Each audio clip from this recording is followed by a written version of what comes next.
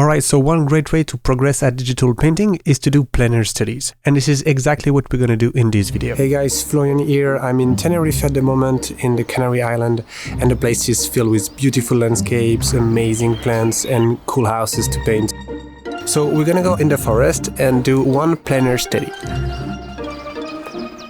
I'm gonna grab my iPad and we're gonna go drive to the Parque of La Raja and do some painting. Let's get to it.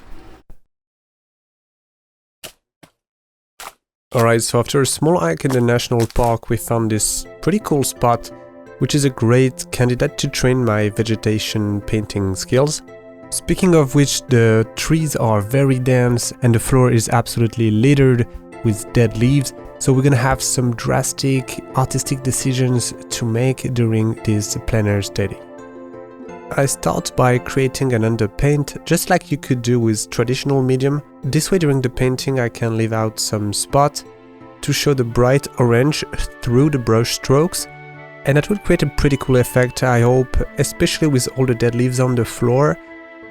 We should have very nice spots of high saturation in the image, and that might give this colorful and vibrant feeling that I'm looking for. My second step right away is to sketch out the main shapes of my painting, so that would be the large trees on the left, the wall and the steps. Also the curvature of the path is kind of important in the composition, so I'm trying to get that in as fast as I can. And when I'm done with that, I can start to add the main masses and differentiate three main tints per se in the image, which would be the sky, the canopy and the floor. Now that I'm satisfied with this first pass of colors, I can start generating some details with a darker tone and shape out the brick wall on the left.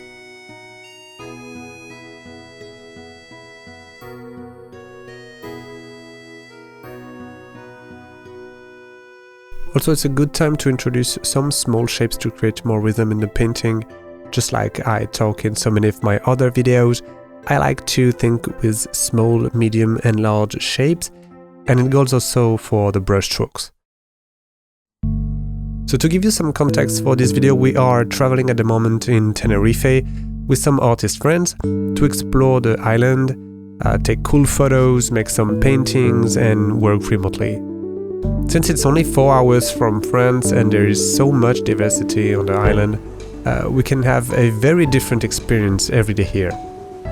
Tenerife is really an amazing island and I really like this place since there are so many different cool things to do.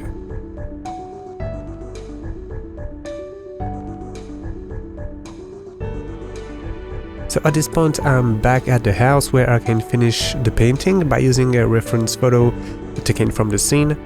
Since I was the only one of the group painting that day, I can't really afford to spend 2 hours painting in plein air, since everybody wants to do different things. So I just like to sketch out the main shapes and volumes, and I just finish up later when I come back home.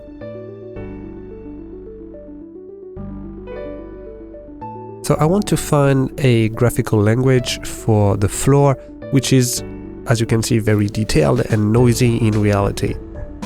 Of course, I cannot recreate this effect one-to-one, and it's not really the goal.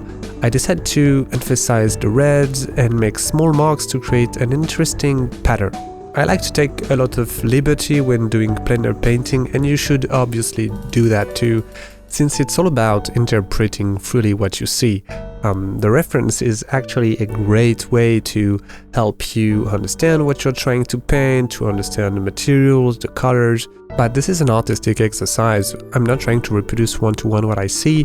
I really want to express myself, so I like to try and find a motivation in each of these plein studies that I'm doing. And here one of my motivation was to bring out much more saturation into the study. So when doing the foliage and the sky, for example, as you can see, I decided to use some color dynamics to create more variety in my tints.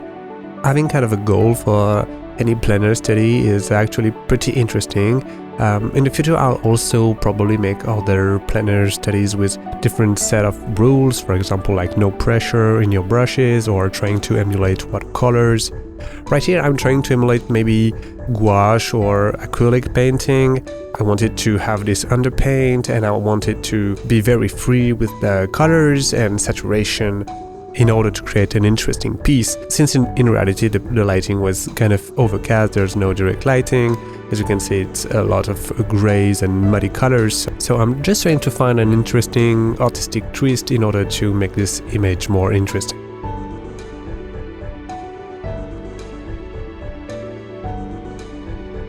So the painting is coming to an end, and I'm just trying to add a little bit more details and some cool graphical brush strokes. I hope you find this format quite interesting also, and I will most likely do a lot more in the future. Let me know what you think in the comments, and I'll see you in the next one. Cheers!